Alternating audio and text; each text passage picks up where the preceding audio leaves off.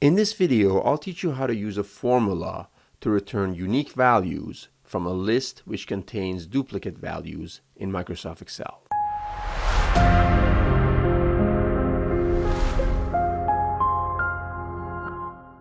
Okay, so to demonstrate how to do this, I have a list of employee names over here, and this list contains duplicate employee names as well. And it also includes a few blank values which are null.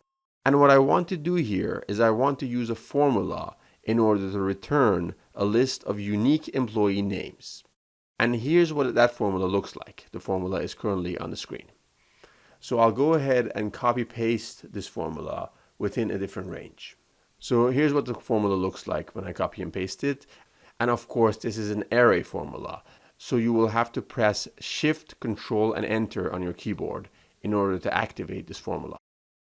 And I'll explain how this formula works in a little bit. But before doing that, I will apply it to the full range as so. So as you can see, this formula has returned the unique values from this list, and it has ignored the blank cells as well. Now that we've applied this formula, I'll briefly explain how this works in layman terms. So this formula uses a combination of the index, the match, and the COUNTIF formulas.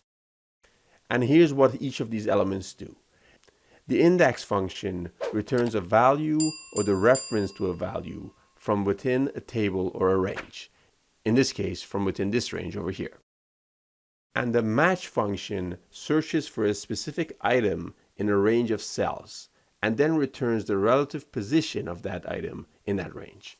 In other words, it's helping us identify the unique instance of each employee name within this range. And we also have the COUNTIF function. And what the COUNTIF function does is that it counts the number of cells in a range that meet a given criteria.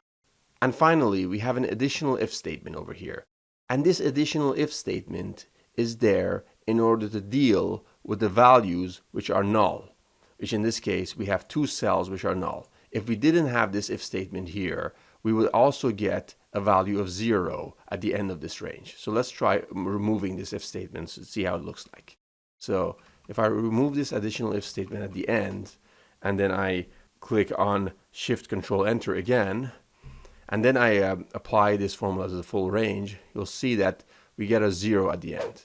So what that additional if statement was doing is that it was dealing with the blank values, and it was preventing this 0 value to pop up at the end. So I will do a Control Z in order to return to our original state. And this is how you can use a formula in order to remove duplicates from a list which contains duplicate values in Microsoft Excel.